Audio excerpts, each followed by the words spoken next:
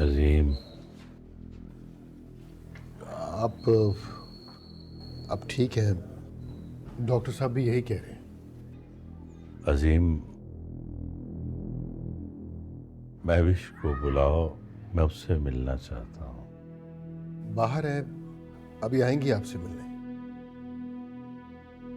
तुम बहुत अच्छे बेटे हो। प्लीज़ आप ज़्यादा बातें मत करें वरना आपकी तबीयत ख़राब हो जाएगी। नहीं करता मैं ज़्यादा बात, लेकिन मुझे एक बार मेरी बेटी महविश से तो मिलवा। दानिश, घबराने की जरूरत नहीं है जीना, मैं ठीक हूँ। बस मुझे मेरी दोनों बेटियों से मिलवा दो एक बार। बाहर है, अभी आएंगी आपसे मिलने। प्लीज़ आप पेशेंट को तंग ना करें, आप दोनों बैठ जाएं।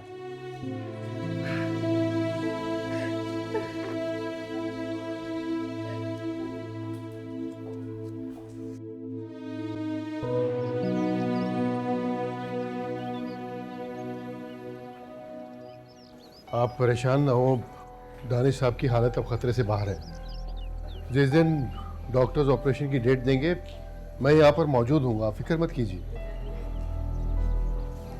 किस रिश्ते नाते से? अब भी हम पे एहसान करना चाहते हैं? इंसानियत के रिश्ते से। मैं आपकी और दानिश साहब की बहुत इज्जत करता हूँ। इज्जत?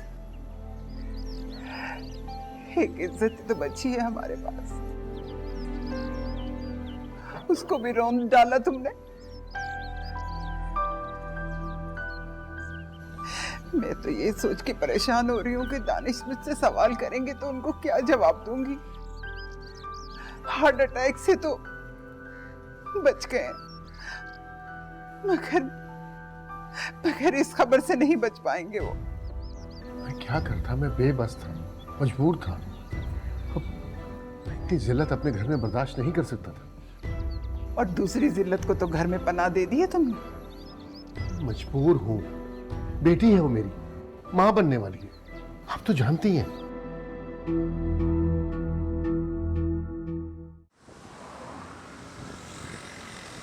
फैसल! फैसल! फैसल बाहर निकल! फैसल तेरी तो मैं, तूने ये क्या बोल किया? बता, मैं वैसे क्या डालोगे तेरा? बोल तो क्यों नहीं? बोल! बता, बोल! नंगे खानदान बोल! बता सबके सामने, क्या ताल्लुक है तेरा महविश के साथ? बोल! ये आप क्या कर रहे हैं? चुप करो बदतमीज और बेगैरत लड़की, चुप करो! बोल! बोलता क्यों नहीं? महविश ने तुझे अपने कमरे में बुलाया था या तेरी मक्कार बीवी की साजिश है ये? बोलता क्यों नहीं? बोल! आप तो चुप कर जाए अजीम साहब। आपने मेरी मासूम और बाकिरदार बेटी पे तोहमत लगाई और उसे घर से भी निकाल दिया और इस बेगैरत को घर में छुपा के रखा हुआ है। आज अभी इसी वक्त ये रायमा को तलाक देगा तू, रायमा को तलाक देगा तू। पापा, फैसल तुम्हारे भाई क्या कह रहे हैं? ये क्या बोलेगा? इस बेगैरत को तो इतनी शर्म नहीं कि अपनी बीवी की बातों में आकर अपनी बहन पर इतनी बड़ी तोहमत लगा दी इसने। बोलता क्यों नहीं? क्या जवाब देगा अपने तायाजान को जो अस्पताल के कमरे में जिंदगी और मौत की कश्मकश में पड़े हुए? बोलता क्यों नहीं? फैसल तुम खामोश क्यों हो? बताते क्यों नहीं अब्बा को कि महविश तुम्हें बुलाया करती थी? तुम जैसी बेटियों को तो डूब मरना चाहिए, जो अपनी माँ जैसी पर इतनी बड़ी तोहमत लगाती हैं और अपने बाप का घर बर्बाद करती हैं। ये इल्जाम सिर्फ मैंने नहीं, आपकी बीवी जीनत आंटी और सैरिश ने भी लगाया है। सैरिश ने मुझे खुद बताया है कि फैसल और महविश एक दूसरे को पसंद करते हैं हमेशा से, और उनके दरमियान बकवास करती है सैरिश, झूठ बोलती है। बिल्किस जैसी मक्कार औरत और मेरी भाभी जैसी भोली भाली औरत को आड़ बना के वो इंतकाम ले रही है अपनी नाकाम मोहब्बत का, उनको मोहरा बनाकर। और तू क्यों खामोश बैठा है? बोलता क्यों नहीं? इन सबके सामने बताता क्यों नहीं कि महविश तुझे अपने छोटे भाइयों की तरह समझती थी? बोल! छोटे भाइयों के साथ ये ड्रामा रचाया जाता है? चुप हो जाओ लड़की, मत भूलो कि बदकिस्मती से अभी भी मैं तुम्हारा ससुर हूं।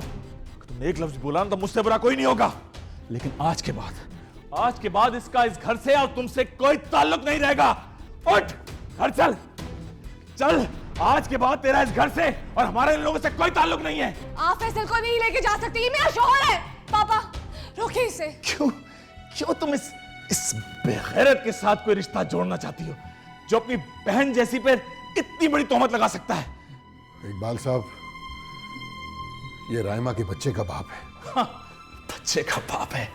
कल को अगर तुम्हारी भी बेटी हुई ना तो ये अपने मतलब के लिए उसके ऊपर भी तोहमत लगा देगा। फैसल कहीं नहीं जाएगा।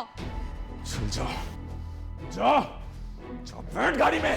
फैसल, फैसल! ये आप ठीक नहीं कर रहे।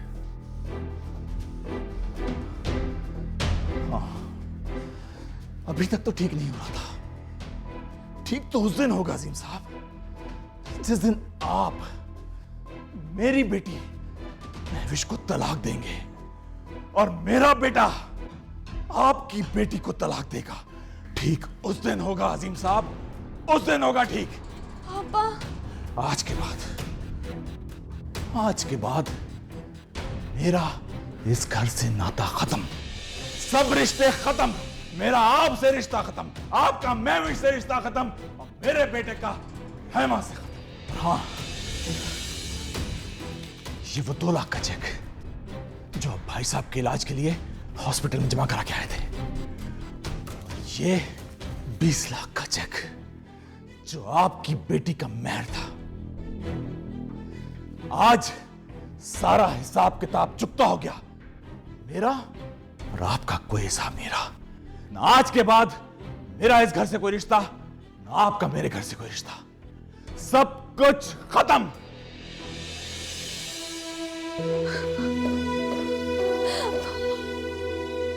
पापा,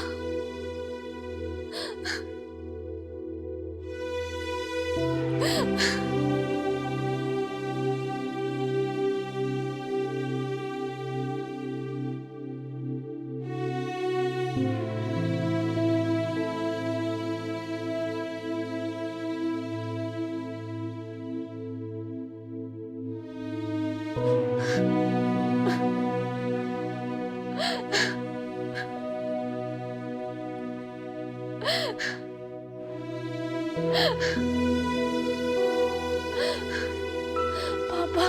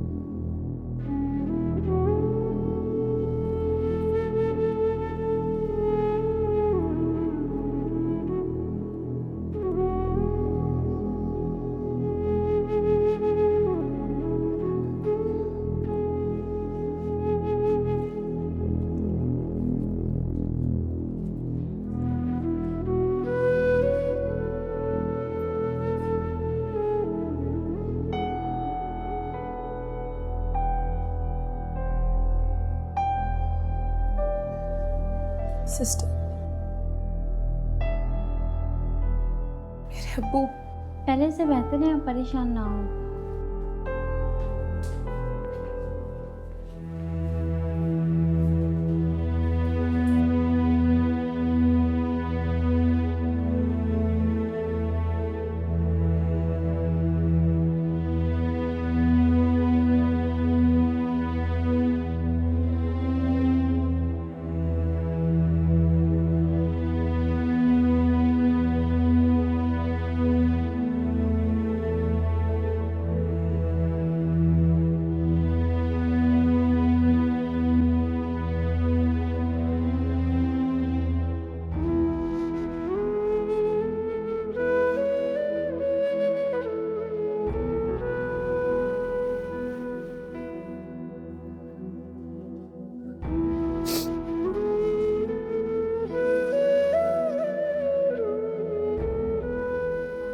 तुम आ गई महविश बेटी।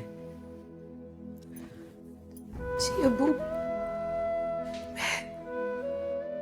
रोना नहीं बेटा,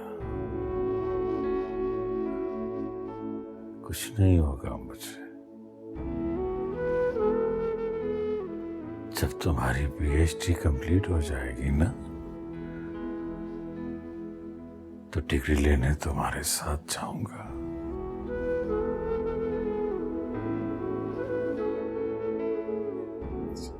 परेशान ना हो, जाओ बाहर बैठ जाओ। जाओ बेटा। जी अब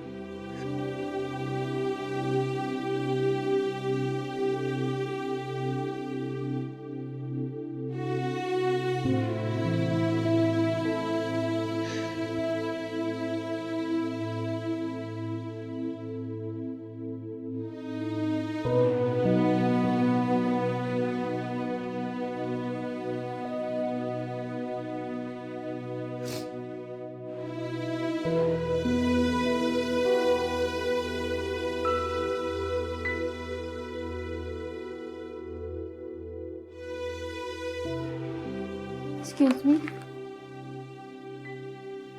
जी सिस्टर। आपके फादर ने आंखें भी नहीं खोली, आपके आंसुओं से आपको पहचान लिया। जी, क्योंकि एक मेरे अब्बू ही तो है जो मेरे आंसुओं को पहचान सकते हैं। आप दुआ कीजिएगा उनके लिए कि वो जल्दी से ठीक हो जाए।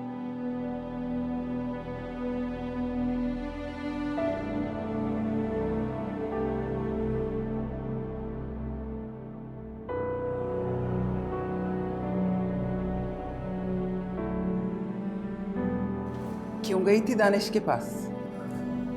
अम्मी, मैं अब्बू को देखने गई थी। अम्मी, मैं दानिश ठीक हो भी गए तो तुम्हारी कहानी सुन के वो जिंदा नहीं रह पाएंगे। तुम चली क्यों नहीं जाती यहाँ से? चली जाऊंगी अम्मी। एक दफा अब्बू की खैरियत मालूम हो जाए, मैं चली जाऊंगी यहाँ से। दानिश जब होश में आएंगे और पूछेंगे कि अजीम ने क्यों छोड़ा तुम्हें, तो तुम क्या जवाब दोगी उन्हें? मैं कह दूंगी, वही वजह बता दूंगी जो आपको पता, सहरिश को और अजीम को पता है। बता दूंगी सब। तो तुम एतराफ करोगी अपने बाप के सामने? नहीं अम्मी, एतराफ वजह बताऊंगी मैं। शर्म नहीं आएगी तुम्हें? नहीं आएगी अम्मी, क्योंकि अल्लाह के बाद मुझे इंसाफ की तवक्को सिर्फ अपने अब्बू से। चली जाओ यहाँ से और आइंदा दानिश के सामने आने की कोशिश मत करना।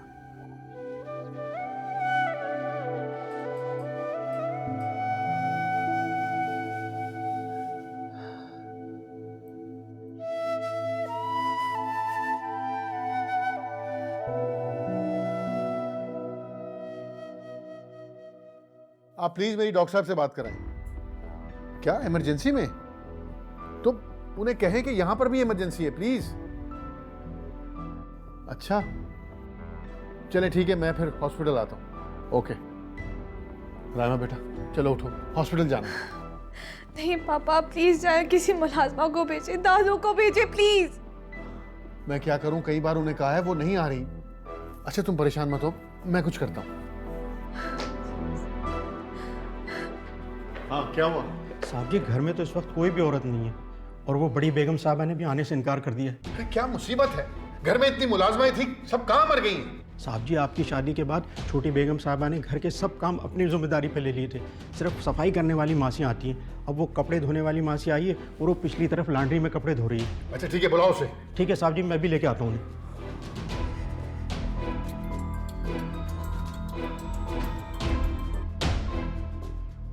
हेलो, हाँ असलम बोलो। सर अजान मियाँ स्कूल में तो नहीं है। आजान स्कूल में नहीं है? ये क्या कह रहे हो तुम? सर छुट्टी के बाद मैं अजान मियाँ का इंतजार करता रहा। जब सब बच्चे चले गए तो मैं स्कूल में गया तो तब मालूम चला कि वो बच्चों के साथ ही निकल गया है। चौकीदार ने उन्होंने दिखाए। ठीक है, तुम वहीं रहो, मैं भी आता हूँ। ओके अम्मी। पापा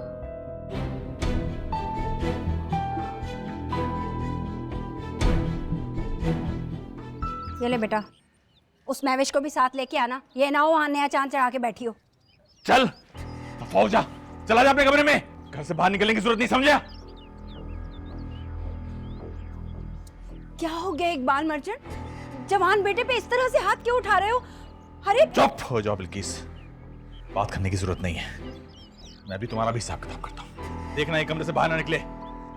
जी ठीक है। ये क्या माजरा है? अच्छा भला ससुराल में ही था ये, इसको क्या हुआ?